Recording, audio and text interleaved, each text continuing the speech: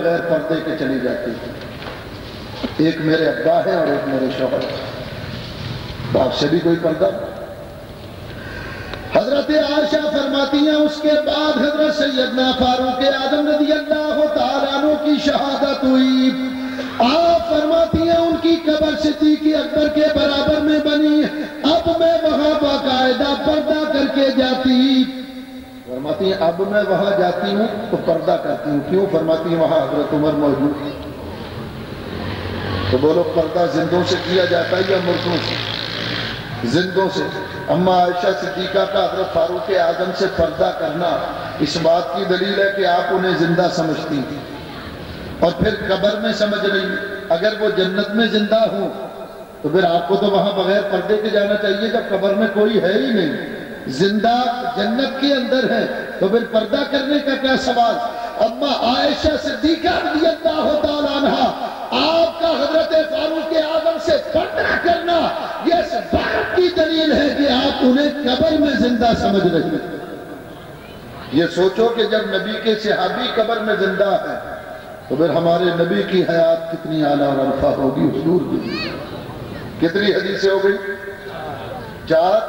5ویں حدیث. یہ حدیث ابن قیم نے جلاء الافہام کے اندر نقل فرمائی. حدیث کے راوی حضرت ابو درداء آپ فرماتے ہیں میں نے نبی پاک علیہ السلام سے سنا حضور نے فرمایا لیس من عبد یصلی علی الا بلغنی صوتہ حیث کانات کل وبعد وفاتک کان وبعد وفاتی ان اللہ حرم علی الارض ان تاکل اشہاد الانبیاء کا مقال. حضور نے فرمایا اللہ کا بندہ دنیا کے کسی خطے سے مجھ پر درود پڑے میں اس کے درود کی آواز کو سن لوں. صحابہ کرام نے پوچھا یا رسول اللہ کیا آپ اپنی وفات کے بعد بھی سن لیں گے؟ فرمایا ہاں میں اپنی وفات کے بعد بھی سن لوں گا. اس لیے کہ اللہ تعالیٰ نے زمین پر نبیوں کے جسموں کو حرام کر دیا. اس حدیث سے بھی معلوم ہوا کہ نبی قبر میں زندہ ہیں. کتنی حدیثیں ہو گئی؟ 6ٹھی حدیث ہے. یہ حدیث بھی جلاء الافہام ابن قیم کے اندر. حضور علیہ السلام نے فرمایا کہ اللہ تعالیٰ کا ایک فرشتہ ہے اس کی ڈیوٹی شروع ہوگی میری وفات کے بعد. اور ڈیوٹی کہاں لگے گی؟ حضور فرماتے ہیں اس کی ڈیوٹی میری قبر پر ہوگی. وہ میری قبر پر ہوگا. حضور علیہ السلام فرماتے ہیں کہ وہ فرشتہ میری قبر پر موجود ہوگا اور جب دنیا کے کسی خطے سے کوئی مجھ پر درود و سلام پڑے گا تو وہ فرشتہ کہے گا یا رسول اللہ آپ کے فلاں امتی نے جس کے باپ کا نام یہ ہے اور اس کا نام یہ اس نے آپ پر درود پڑھا. ذرا ایک بار بآواز بلند درود شریف پڑھو گا. صلاۃ والسلام علیکم یا رسول اللہ. بھئی آپ نے درود و سلام پڑھا. بولو درود پڑھنے سے پہلے اپنا نام بتایا آپ نے؟ اپنے والد کا نام. لیکن وہ فرشتہ جس کی ڈیوٹی حضور کی قبر پر لگی ہے وہ جانتا ہے. سوال یہ کہ جب ہم نے درود پڑھنے سے پہلے اپنا اور اپنے باپ کا نام بتایا ہی نہیں تو فرشتہ کیسے جانتا ہے؟ وہ کہتا ہے یا رسول اللہ فلاں علاقے کے آپ کی امتی اس کا یہ نام ہے اس کے باپ کا نام یہ اس نے آپ پر درود پڑھا. اس فرشتے کو کیسے علم ہو گیا؟ آپ کہیں گے اللہ نے علم دے دیا. تو سوچو جو اللہ فرشتے کو غیب کا علم دے سکتا ہے وہ اپنے نبی کو علم غیب کیوں نہیں دے سکتا؟ ایسے بے وقوف ہیں یہ کہ فرشتے کا علم ماننے کو تیار ہے نبی کا علم نہیں مانتے. اور دوسری بات بتاؤ ہم نے تو کراچی سے درود پڑھا وہ فرشتہ مدینے میں حضور کی قبر انور پر ہے. ٹھیک ہے اس نے اتنی دور سے آواز سن کیسے؟ تم تو کہتے ہو دور کی آواز سے اللہ سنتا ہے. شریعت دیوبندیوں کے باپ کی ہے یہ جب چاہیں جس جگہ جائیں فتویٰ لگانے لگے. سوچنے کی بات یہ ہے کہ وہ فرشتہ دور کی آواز کیسے سن رہا ہے؟ آپ نے درود پڑھا اس نے سن لیا. کیسے سن لیا؟ تم تو کہتے ہو اللہ کے سوا دور کی آواز کوئی نہیں سنتا اللہ دور کی آواز سنتا. میں کہتا ہوں وہ جھوٹا ہے جو یہ کہتا کہ دور کی آواز اللہ سنتا. اللہ ہرگز دور کی آواز نہیں سنتا. اس لیے کہ دور کی آواز وہ سنے گا جو کسی سے دور ہوگا. اللہ کسی سے بھی دور نہیں. اللہ خود قرآن میں فرماتا نانو اقرب الیہ من حبل الورید. اللہ فرماتا ہم تمہاری اشارت سے بھی زیادہ قریب. یہ قرآن ہے. اس سے ثابت ہوا کہ اللہ دور کی آواز نہیں سنتا. اس لیے کہ دور کی آواز سنانے کے لیے اللہ کو مخلوق سے دور ثابت کرنا پڑے گا، اور اللہ کسی سے بھی دور نہیں۔ جب وہ دور ہے ہی نہیں تو دور کی آواز سنے گا کیسے؟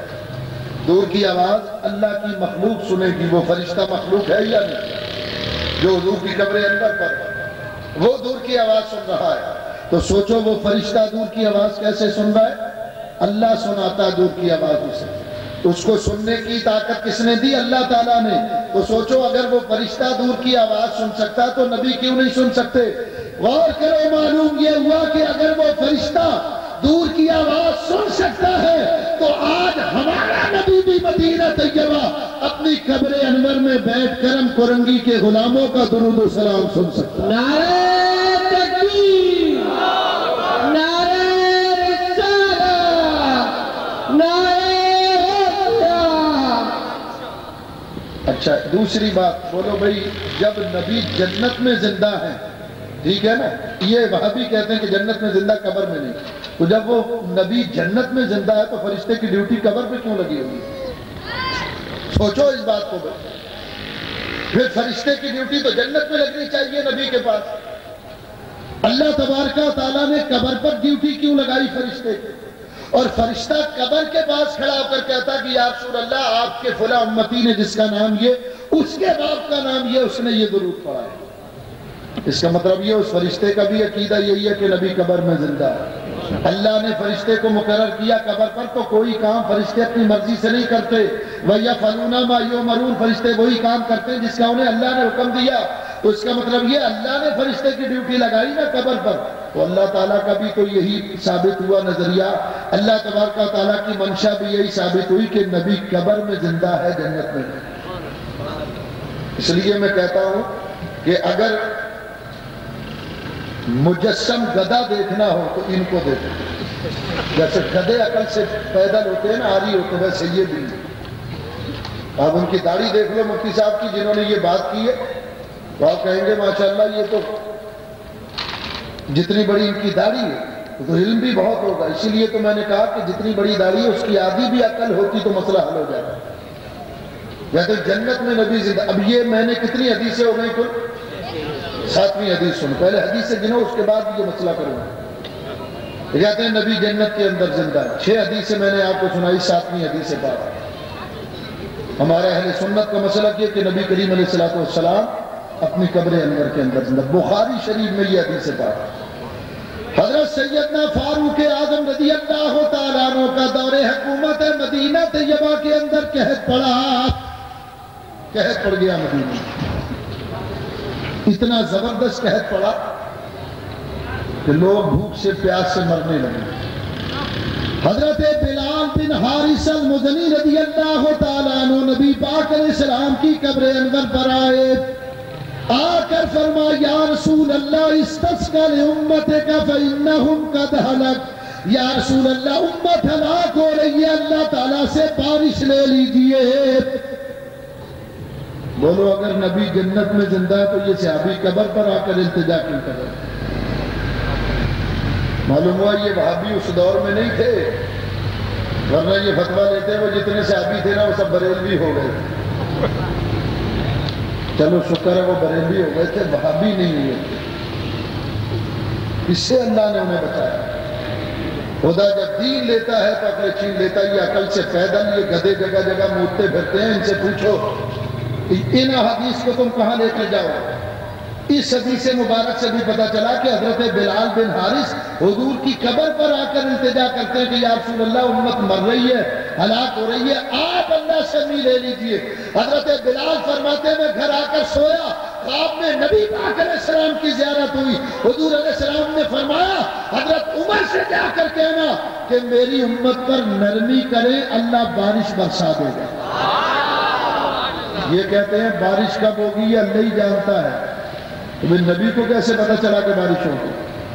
بلال بن حارث کہتے ہیں میں صبح اٹھا، حضرت عمر کو جا کے سارا خواب بیان کیا، حضرت عمر فرماتے ہیں ہم دوسرے دن اٹھے تو مدینے میں موسلادھار بارش ہو رہی تھی۔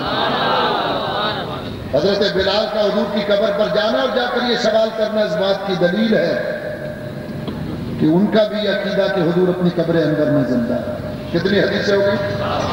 8ویں حدیث سے بعد ابو داؤد شریف کے اندر سیاست کا کیا ابو داؤد میں ابو داؤد کے اندر یہ حدیث پاک موجود ہے، نبی پاک علیہ السلام کے وصال کے بعد حضرت امیر معاویہ کے دور حکومت میں مدینے کا گورنر تھا مروان، اس نے مدینے میں حضور کی قبر انور پر آ کر دیکھا کہ ایک آدمی حضور کی قبر انور کو چوم رہا ہے، وہ پہچانا نہیں کون ہے، پیچھے سے آیا تھا۔ مروان نے پیچھے سے آپ کی گدی کے بال پکڑے اور اس آدمی کا سر اٹھا کر پوچھا تم کون ہو؟ اس سر اٹھانے والے نے کہا کہ میں ابو ایوب انصاری نبی کریم کا صحابی ہوں۔ اس نے جب آپ کو دیکھا کہ ابو ایوب انصاری آپ ہے، فرمایا ابو ایوب انصاری آپ نے کیا فرمایا؟ فرمایا مروان سن، میں مٹی کے ڈھیر کے پاس نہیں آیا، میں رسول اللہ کے پاس آیا۔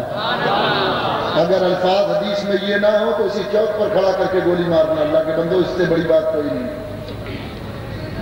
اسی لیے کہتے ہیں نا کہ مولانا سے مناظرہ کریں گے لیکن مولانا لکھ کے دے کے حوالے نہیں دیں گے، یہ ہماری کتاب ہے، تو یہ حوالے برات میں لے جانے کے لیے رکھے ہوئے ہیں، یہ بتانے کے لیے کہ اللہ کے بندو قرآن و سنت کا عقیدہ یہی، قرآن و سنت یہی عقیدہ بیان کرتا ہے کہ نبی قبر میں زندہ ہے، ورنہ مسلمانوں کا سلام کرنا بیکار جائے گا قبر کے اوپر، روضہ شریف کے اوپر۔ کتنی حدیثیں ہو گئی؟ نبی حدیث پاک سنیں۔ ترمذی شریف کے اندر حدیث پاک ہے، نبی پاک علیہ السلام نے فرمایا جب تم قبرستان میں اپنے مردوں کو دفن کرتے ہو، حضور علیہ السلام نے فرمایا جب تم مردوں کو دفن کر کے جاتے ہو تو قبر والا تمہارے پاؤں کی آواز کو بھی سنتا ہے۔ حضور فرماتے ہیں میت اپنے دفنانے والے کے پاؤں کی آواز کو بھی، اب آپ چلتے ہیں دفن کر کے، تو کوئی بم دھماکے کی آواز آتی ہے چلنے ہیں، اور کوئی گولیاں چلنے کی آواز آتی ہے چلتے ہیں، خفیف سی چاپ اور آواز پیدا ہوتی، لیکن قبر والا سنتا ہے۔